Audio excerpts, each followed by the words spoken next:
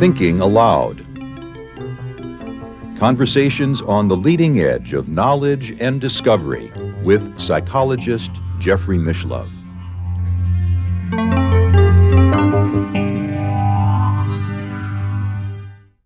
Hello and welcome. I'm Jeffrey Mishlove. Today, we'll be exploring the life and work of a great psychic and psychical researcher, Dr. Alex Tanous. My guest is Callum Cooper, a psychical researcher from the United Kingdom who is the co-author of a book with Dr. Tanous, and the book was written posthumously on the part of Dr. Tanous. The Alex Tanous Foundation commissioned Cal Cooper to write this book based on an unfinished document that Alex Tanous had prepared.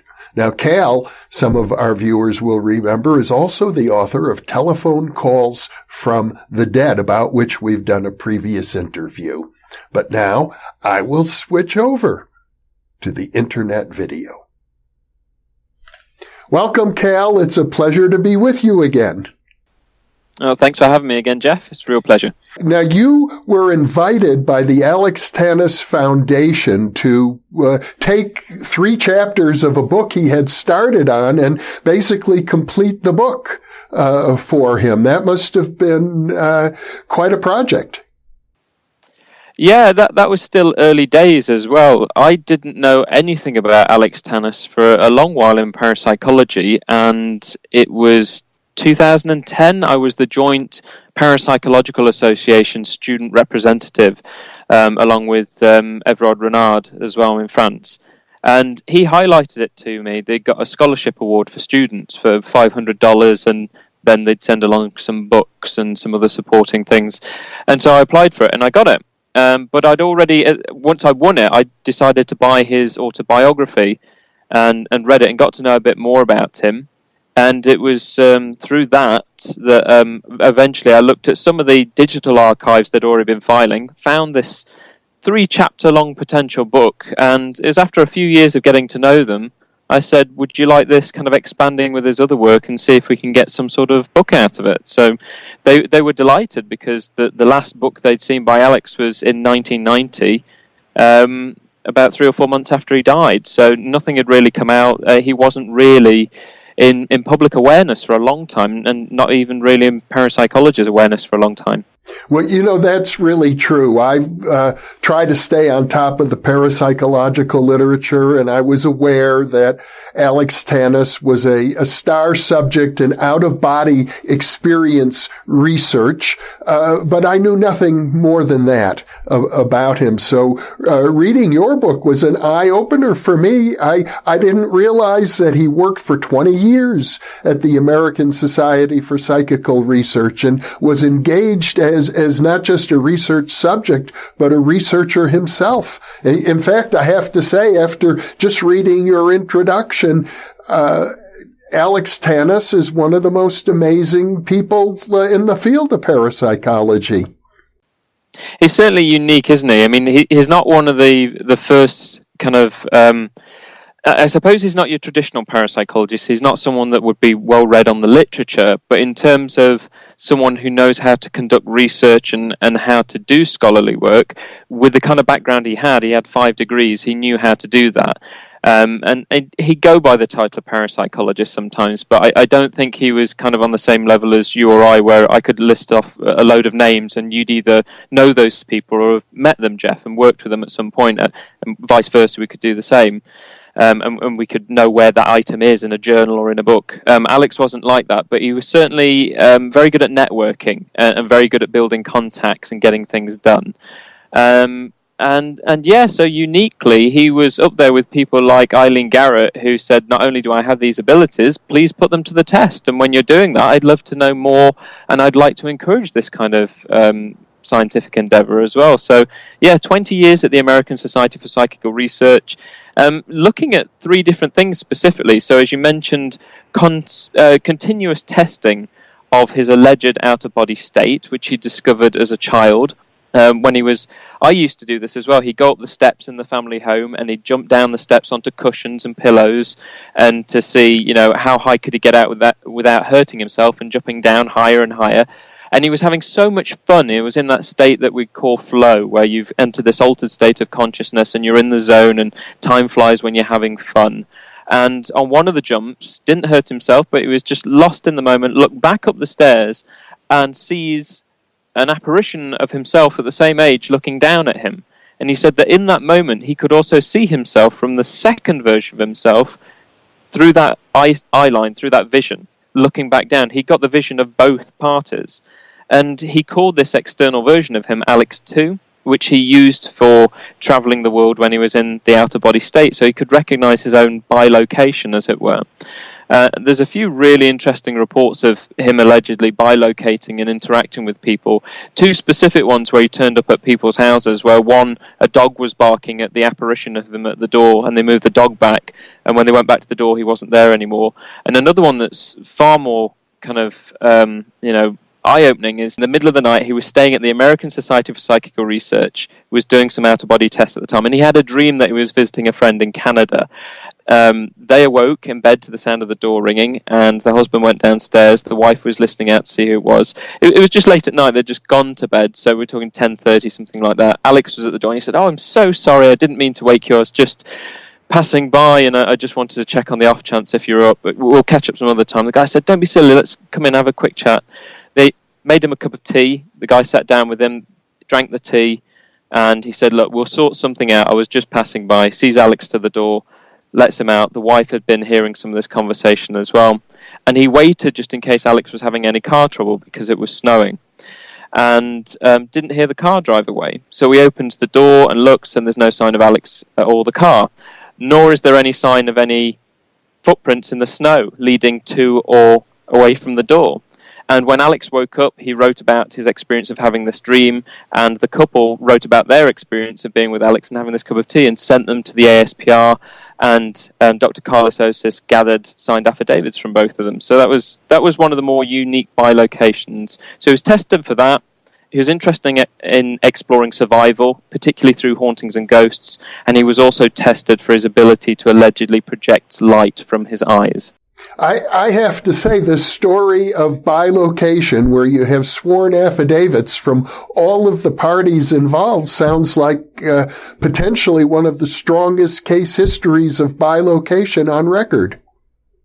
Yeah, I mean, it sounds ridiculous, and I'm a skeptical activist, but I'm also heavily involved in parapsychology. The account is what it is, and you're like, what do I do with that? Because you've got interaction, another witness that's hearing the conversation, so the person's definitely speaking to someone else, and you're left with two empty teacups at the end of it as well. Unless the person one was hallucinating and creating a second voice somehow and drank both the cups of tea. I mean, it's very, very unusual. And it doesn't seem to be a complete case of mistaken identity either. I mean, he knows it's Alex. Alex has dreamt this situation, and the person clearly had Alex's personality and knowledge. So it's very, very unusual, but not unheard of either. I mean, there are many cases of bilocation. Well, the intriguing thing is now that Alex actually put this ability to use as a researcher. You report on one fascinating case where he was in the laboratory of the American Society for Psychical Research in Manhattan and visited a poltergeist home. As I recall, it was in Iowa, thousands of miles away, or over 1,000. It's just a bunch of different investigations in there, really, and some of these unique instances of him not always going to the location, but sometimes remote viewing, going in this out-of-body state and going to actually look around the location. So there's a few accounts of that happening. And there are many more. I know there are. They are inside the American Society for Psychical Research. I was inside there in 2015. I saw the boxes, and I just want my hands on them. I really do, but yeah. There's so much more to tell. Well, let's start with the research conducted by Dr. Carlos Osis on Alex Tanous' out-of-body travels and his ability to generate an out-of-body state. Yeah. So that came about when Alex was tentatively looking into the question of survival. And he was working for a hospital in the end-of-life care unit, thinking that as someone that believed they had psychic abilities and could contact the dead, he thought it would tell him a lot more about survival to be with people at the end of life and people that actually he saw to the point of death as well. He admitted that it taught him nothing whatsoever, just apart from human compassion and looking after people in those situations and the importance of it.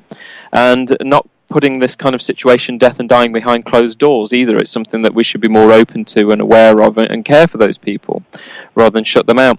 But it was at that time that Carlos Osis was in his early stages of doing surveys for what became a monograph for the Parapsychology Foundation regarding apparitions and experiences witnessed by physicians and nurses, especially around the deathbed as well. This survey was later expanded on, and you can find it in the book At the Hour of Death, which was written by Carlos Osis and Elenda Haraldson as well. But that was the meeting point, because of Alex working in the hospitals and Carlos doing these surveys at the time.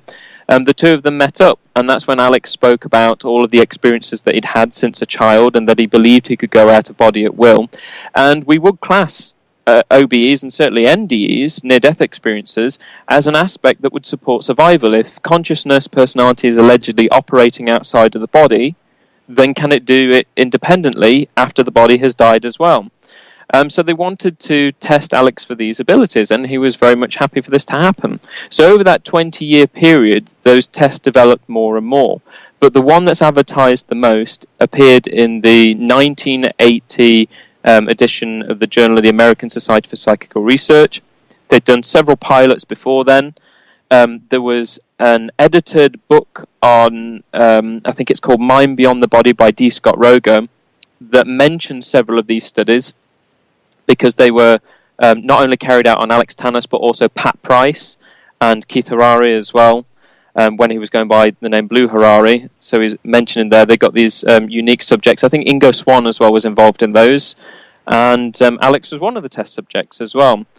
So there were several pilot studies, several assistants working with Carlos Osis, but the one for this main study that got a lot of attention, the assistant was Donna McCormick as well. Really successful. What was happening was Alex was in the perception lab, what we also might call a Gansfeld booth, 4 rooms away across the landing in the American Society for Psychical Research. I think it's on the 3rd floor or so. And he's in there. The researchers are 4 rooms away, and they've got an intercom system so they can speak to him. And they've also got control of an optical illusion device that's in the next room. And it's probably about this big, and no more than 4 foot high off the floor. It's still there in the exact same position to this day. Nothing's really been moved around or anything. It's nice in a way, but it's also disturbing in another way. But what's inside that box is a spinning disc with 4 quadrants, your upper left, upper right, lower left, lower right.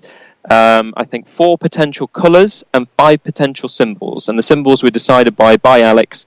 He loved ancient Egypt, and these symbols that were included are based on hieroglyphics. So there's a man holding a stick, which is an image of Anubis holding a stick. There is the key of life, which was the symbol for the cross that they named it. There was a feather and an eye, the eye of Horus, and there was one other symbol. I can't remember what it was. But anyway, those are the things that he had to come out with. So as he's in the perception lab, allegedly going out of body 4 rooms away to peer down and look through this viewfinder, there's just one lens in which you can see into the device when a lamp is on, like a little projector. Every time there is a trial, Carlos says, okay, trial 1 is ready for you. He'd have to say what quadrant it is, what colour it is, and what symbol. So it could be lower left, red, eye. And so 3 things each time. They also had a strain gauge in the room as well to actually look for any physical deformations that were going on within the local vicinity. So if something was additionally going into that room, especially like an actual physical person going in there, the strain gauge would become active. Now, they tested this, first of all, with people off of the streets of New York City, just as a sort of a beta test, really. And when they tried that out, no one got anywhere near significance with the symbols, and no one got strain gauge activity whatsoever. With Alex, every time he got a string of hits right, quadrant, color, or symbol, they were getting increased strain gauge activity with him. What they did is really important, because the overall significance of those studies was calculated on adding up how many times he got one thing right, color, quadrant, or symbol, how many times he got two of those right, and how many times he got all three of those right as well. It got some correspondence. So the first one was from Julian Isaacs, I think, and that was to say, you guys don't know how to use strain gauges, essentially. That was published only in the very next year. Osis and McCormick responded instantly and mentioned how they'd used them before and that they did know how to use strain gauges. It was being used in the right context. There was no further rebuttal. It seems that he was happy with that. The most important one, I think, is a year later, 1982, Susan Blackmore said that she calculated the outcome and said, you're not handling statistics properly. If you're just adding up how many times he just got one right, then the overall significance isn't that great at all. You know, it's like close to 55% or something as a chance of getting it right. And they responded on the very next page and said, no, Sue, you've misunderstood. One right, two right, three right, combination of all of those together. That gave a significant overall finding. And the studies sort of fade away from that point. That there are further studies, but as unpublished reports in boxes, in the ASPR, and in some of the archives. We've just got to do more digging. I'm just surprised no more was published on it. But Sue continued to talk about it. She certainly did in her book, Beyond the Out-of-Body Experiences, and at a Parapsychology Foundation conference, but she didn't seem to mention the rebuttal very much. As I recall, at one point you suggested in your book that these tests showed he was about 90% accurate in identifying these symbols. That needs clarifying a bit more. That came from some of the media reports where when they'd observed single trials, they were saying that on average, when it came to getting hits out of that, he was scoring 90% hit rates. So that could be potentially from every time he was getting one right if they were just basing that on symbols. So they were for just single observations. Alenda Haroldson reported that as well, that I think he mentioned in the Paranormal Review when he was recollecting going to the ASPR. And he said he was always scoring extremely high every time he went there, and he observed Alex over a week. But by the end of the week, he was only scoring by chance. So he'd have to go away and come back, a few months away, and then come back for a week. And it'd be this classic decline effect. It'd be really good for the first few days, significant results, and then over time they'd start to decline. So I think if we revise conversation with ghosts, there needs to be a bit more clarity to that comment on 90%, because it's from observations of observers and when they tested it with the media and what they'd see in a single trial. At any rate, it seems pretty clear from your book that Alex believed himself to have strong extrasensory abilities, so much so that in visiting, let's say, houses where a poltergeist activity was alleged, he believed he was able to enter into conversations with, as it says in the title of your book, conversations with ghosts, conversations with the spirits that were haunting that location, and by virtue of those conversations was able to quiet the disturbing poltergeist activity. Yeah, whatever was going on in his mind. I mean, I always find it interesting when I interact with mediums, maybe you feel the same, Jeff, that you just think, well, due to the nature of what I do, I'm going to be sympathetic to your claim, but the frustrating thing is I just want to get inside your head. Because, you know, if you're not doing this, it's a very, you know, you're really kind of convincing yourself that this is actually going on. It's a very impressive act in some instances. And it's weird when you read the account. Sometimes he'd be there with Carlis and sometimes some other colleagues, and he'd just go off and sit in a corner and just start chatting. And he believed, as a person that could allegedly communicate with the dead, that he'd be able to find people that have died at different time periods. And he believed that in this out-of-body state, they weren't capable of realizing each other, and yet they're people that would have realized each other, been close or companions, whatever, when alive. And he would be the ghost counselor, as he called it, and would try and marry them back up again. So sometimes he could stop the disturbances happening. This isn't, again, the first time this kind of claim has come up from someone with professional qualifications. There was a psychologist from Brazil, I think their name was Ferreira or something like that. In 2015 or 2016, there was an open paper in the Australian Journal of Parapsychology where they talked about how they, as a medium as well as psychologist, were counselling the dead for post-traumatic stress disorder. This something like this could not go through peer review, because how do you even assess that? It's someone that's clearly scientific by background, but what they're doing is very difficult to really challenge that claim. So what they did in the AJP was they did an open peer review policy for that issue, and some appeared in the next issue as well. So all the potential reviewers that could have read that paper, they read the paper, wrote a comment, and it became a paper that went along with it. So they did publish it, and every paper you read after that in the issue were other scientists' comments on, well, what do you actually make of this, which I think was very unique. But I think Alex is one of the more classic people that really started to do this, and he seemed to be honest. Certainly when they went to the Amityville horror house, as it was known, he was completely blunt when it came to his opinion on that as well. In some of the cases that you describe in your book, and I recommend the book to our readers because it's one of the most fascinating accounts I've ever come across. He describes discussing with these ghosts, as he calls them, historical events that were later confirmed through historical research, things concerning fires and murders and folklore regarding various houses. Yeah, I think it's a very gentle book. It's certainly by no means an academic textbook on ghosts and the research that have been done. It's documentary style. It's very first person. You can see Alex's voice shines through, as though he's just talking you through his experiences and opinions. All I've done really where I kind of come in is provide a brief introduction to who he was, because this was the first book coming out that was reintroducing him. But yeah, there are loads of instances of that where he'd done local things in Portland, Maine, where he ended up. He was born in Van Buren, Maine.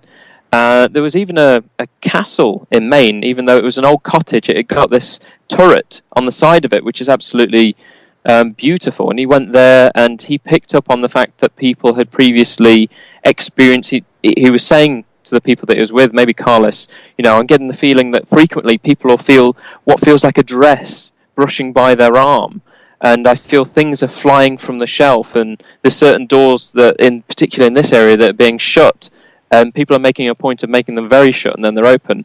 And what had happened were indeed some of those very things. People had experienced the bed sheets being pulled off them, something that felt like a dress going by them, picture frames had been flying off the wall and then going behind other items of furniture at the other side of the room, so they'd end up behind a cupboard. One of the most fascinating things, though, was a door that kept on opening that was being repeatedly locked. So one person took it upon themselves to nail the door shut. And it was only in walking away from the door they heard it suddenly smash open again.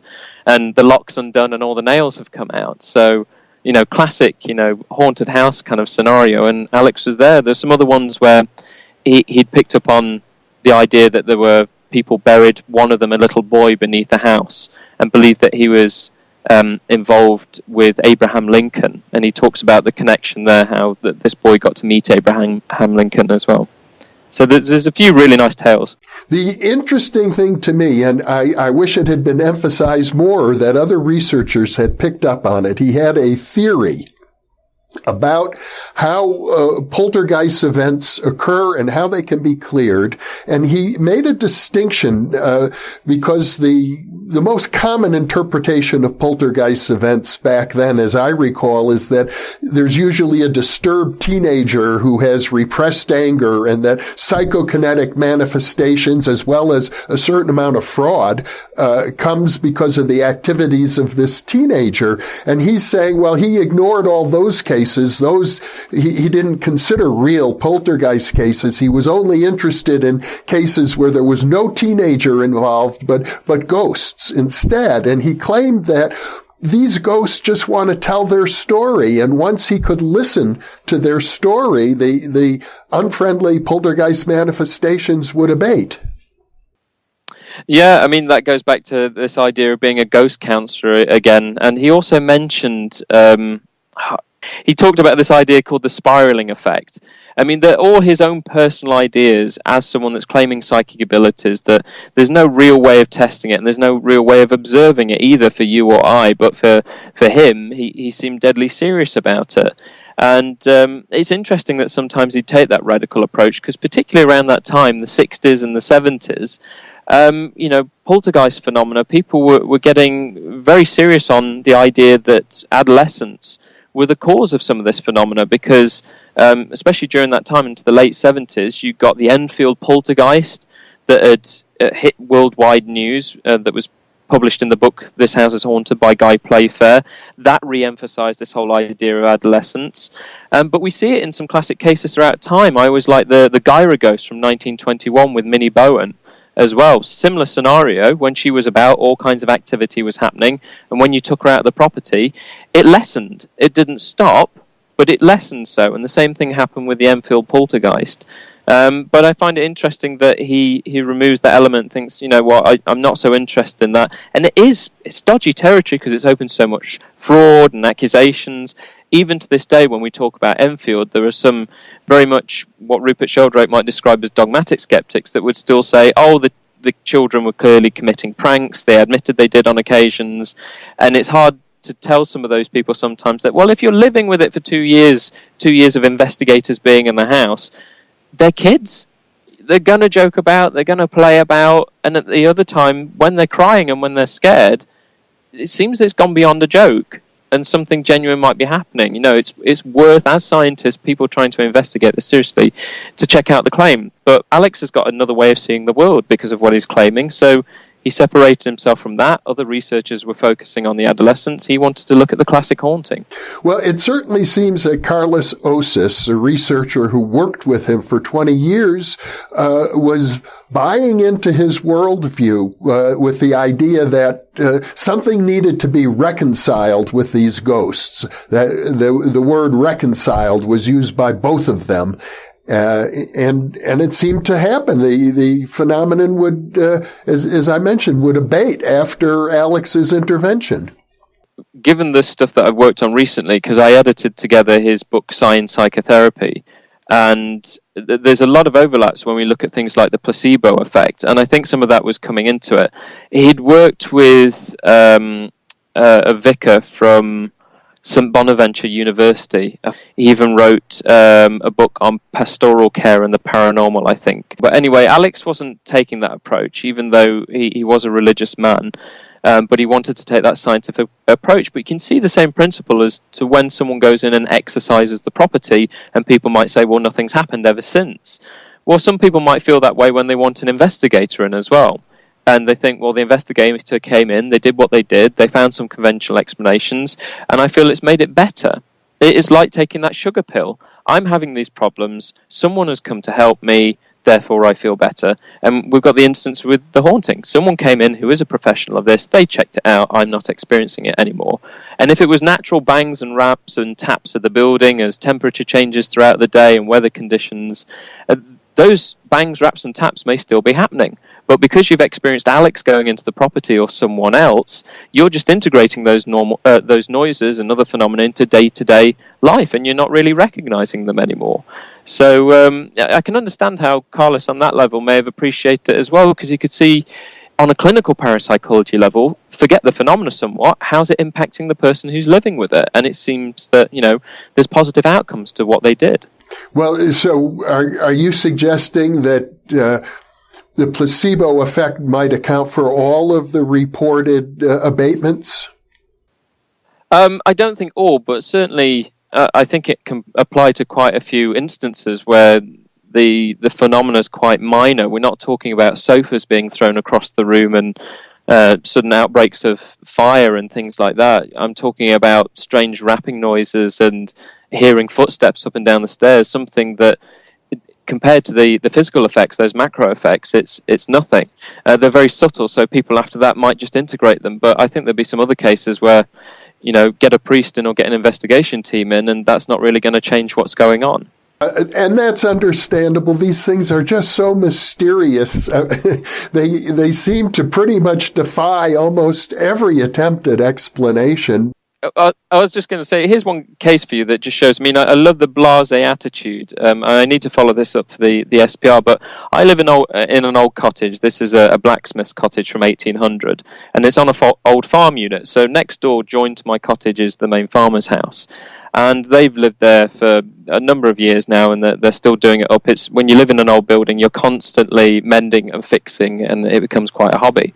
And I was hoping that there'd be something unusual in this cottage when moving in, and no, not really. But my next door neighbour, he cornered me a few weeks ago, and he said, this will interest you. I was up in the attic not so long ago, a couple of days ago, and he has his boys come and stay every few months. He has to pick them up, and then they stay for about a week or so. And the attic space they've got is really tall. It's got converted bedrooms in it and some gym equipment. And he was up there, and there's one room to get in and out. And he was up there and was doing what he was doing. Then he turns to go out, and he sees someone about 6 foot tall or so walk past the main door to get out, because there's alcoves either side, and could describe the kind of clothing the guy was wearing. Took him back and shocked him, because his kids aren't that tall. But he thought, well, who else is in the house? And is brave enough to leave, because it's the only way out. Goes down to the kitchen, and sure enough, his boys are there with his partner. And he says to the boys, okay, joke's a joke, but which one of you was just in the attic right now? Neither of them admitted to it. They said, we weren't up there. And his partner says, she says, both of the boys were here. They've not left at all. He says, I swear, I have just been in the attic, and someone has just walked past the main door to get in and out. And his partner said, oh yeah, that's Farmer Bob. And he said, excuse me? Yeah, that's Farmer Bob. I've been seeing him ever since we moved in. Didn't you know? No. And she said, oh, can't do anything about it. I just took it as the norm. And he was just so taken back that his partner, she'd taken it as just a day-to-day occurrence. What are you going to do about it? And he was so skeptical that he'd never experienced any of this until he was in this right place at the right moment, saw the exact same figure she'd allegedly been seeing, and she'd even named the guy. Said, oh yeah, that's Farmer Bob. Just ignore him. well, that story suggests at least the possibility that there is what we would call a super sensible world that sometimes becomes visible, sometimes even quasi-physical for people, and that it may well be that talented psychics such as Alex Tanous, who, because of their extended perceptions, have an ability to interact with that world, and the consequence of that is real effects in our day-to-day physical world. It's certainly impressive if, as you mentioned from the book, it comes hand in hand with that veridical information. He's making this claim and he's saying, this is what they're saying, this is what they did, go check this out. And it turns out to be correct. The only skepticism you can then place on that is that he knew where he was going and he'd done a bit of research beforehand. But then you've just got to question, well, how accessible was that information in the first place as well? So there's all those levels to it, but I think a nice slice of veridical information thrown into the mediumship in the haunted location really helps. Well, it would really be wonderful to be able to get your hands on the notes left by Dr. Osis. Yes, that would be helpful. There must be so much more, because they were planning so much more writing, and Alex must have done about 6 to 7 manuscripts in total, and yet by the time that he passed away, only 3 had come out, and he only saw 2 of them. So 1967 was his autobiography, Beyond Coincidence. 1979, with Catherine Fair Donnelly, he published Is Your Child Psychic?, discussing childhood experiences and how to test your children. 1990, just after he died, with Timothy Gray, was a book called Dream Symbols and Psychic Power.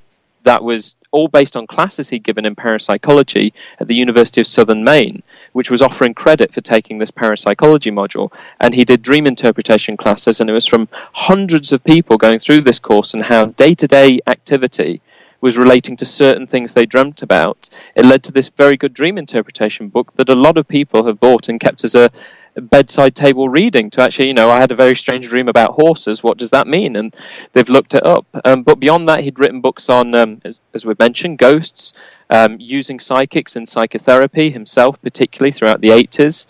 And the Bermuda Triangle as well. He did a lot of research on that, and also going out to Egypt as well and holding spiritual development groups there.